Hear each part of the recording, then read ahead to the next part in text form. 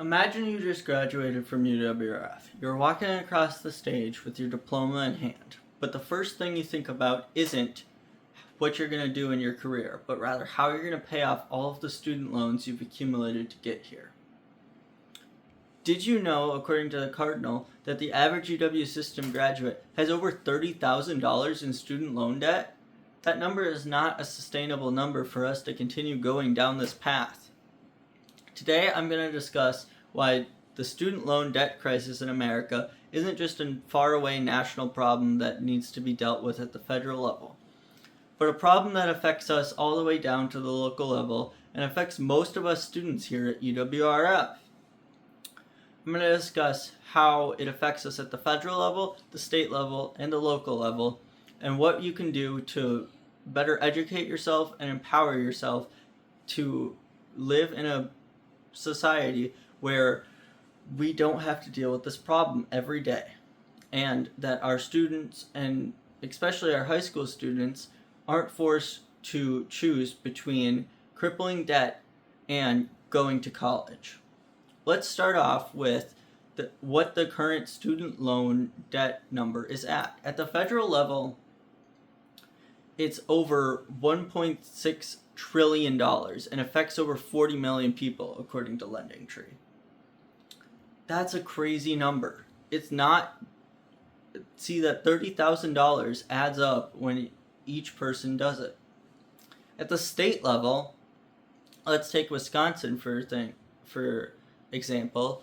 Over 700,000 people are affected, and and they owe collective $26 billion. That's an insane number also. That number is not sustainable for us to keep going down this path and keep on having to take out crippling debt just to go to college. But let's look at the local level, at UWRF. How does that look? Well, according to the UW Systems Review of UWRF, the average cost of attending UWRF has skyrocketed. Since 1990, it's gone up 5x. This is crazy.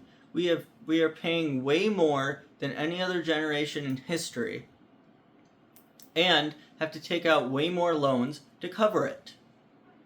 This leads into many other problems. The debt isn't just the problem. It's the problems associated with the debt, such as it delaying our milestones.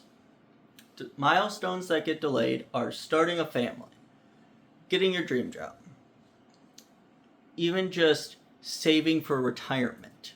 Less and less people are saving for retirement in this country because more and more people are spending a majority or at least a good amount of their income on paying off student loan debt. But the debt and the pushing off our milestones aren't the only problems associated with it. This is because more and more people are getting 1 or 2 jobs or even 3 jobs in this country just to pay off their bills and their debt. This is leading to higher and higher rates of mental anguish, anxiety, just mental health problems as a whole. And according to Governor Evers' Executive Order number 67, this isn't just affecting us in our personal lives. It's affecting the economy as a whole. When more and more people are spending more and more money on paying off student loans instead of buying goods and services, the economy goes into a downfall. This leads me to some solutions. Systemic solutions you can help with. The solutions are: we need to push for federal and state reforms on student loans. We need to push for federal forgiveness of student loans, and more states to have a task force for a dedicated solution to these loans. We also need to better educate ourselves on the effects student loans have. According to freestudentloanadvice.org,